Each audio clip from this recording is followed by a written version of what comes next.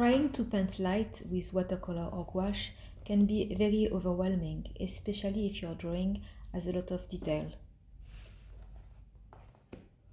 I will try today to break with you how I proceed with this painting.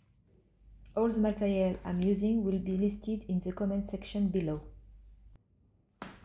But first of all, a little word about the subject of this painting. Recently, I was very interested in the saints' life and their iconographies. I painted my version of Saint Sebastian with ink. The video is on my YouTube channel if you are interested. And today I want to paint Saint John the Baptist.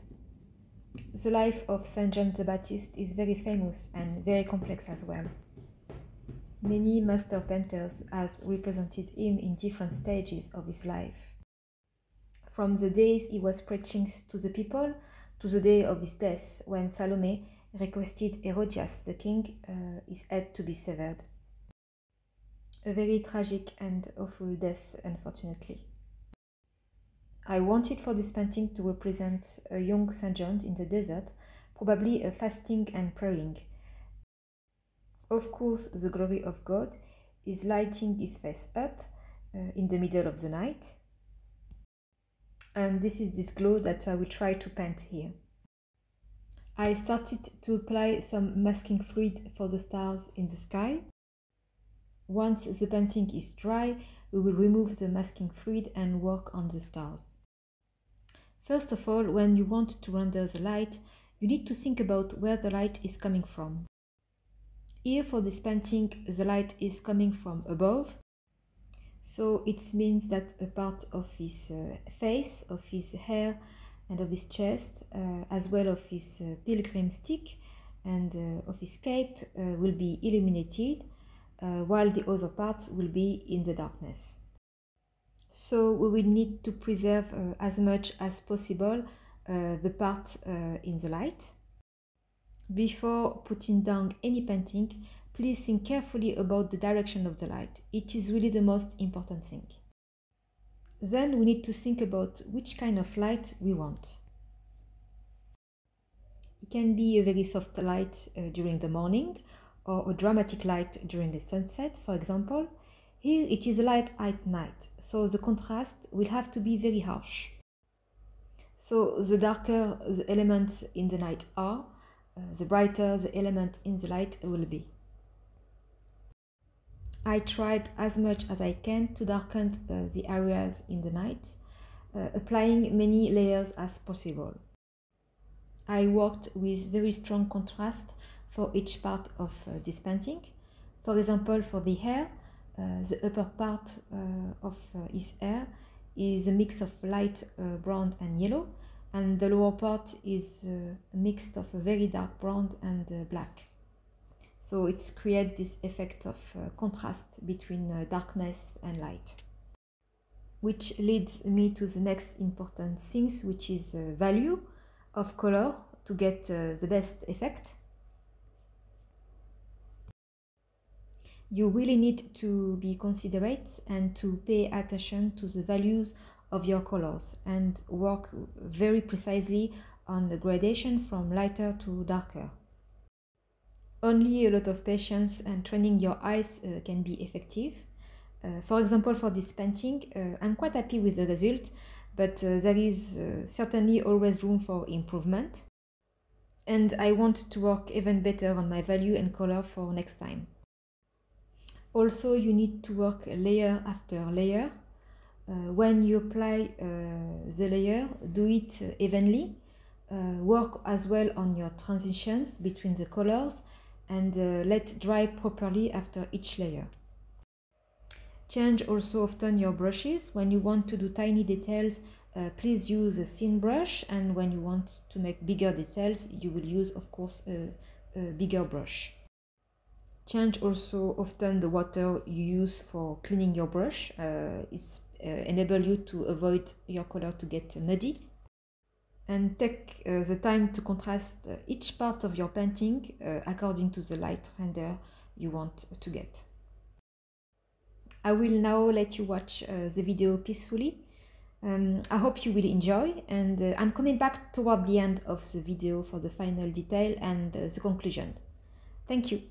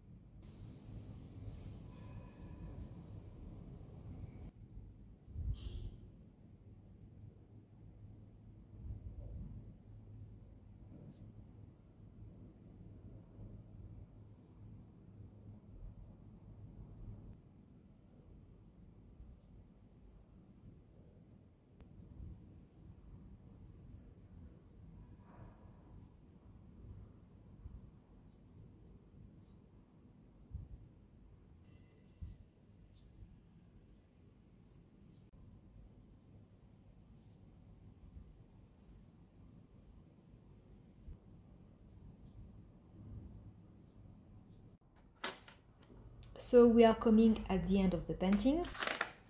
Could I have done it better? Probably, but at the same time it is very important for me to finish and not to let the project unfinished. Even if it is not perfect, imperfection can also have its own charms, and maybe these imperfections make also the style of each artist. To enhance the color, especially the light, I'm using a bit of color pencils, but don't overdo with color pencils. We still want to see the texture of gouache and watercolors.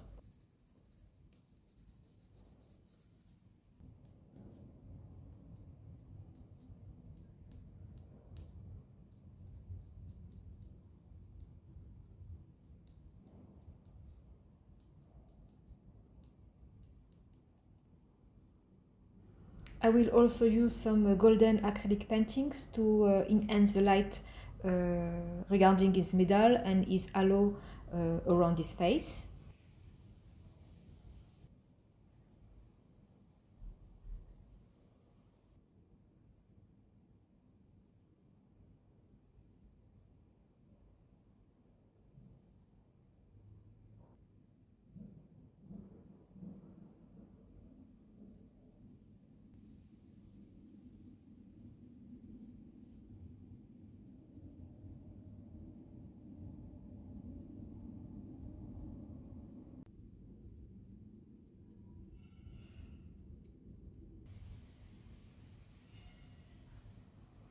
Yes, and I use also a bit of golden painting for the stars in the background, for some of them, not all of them.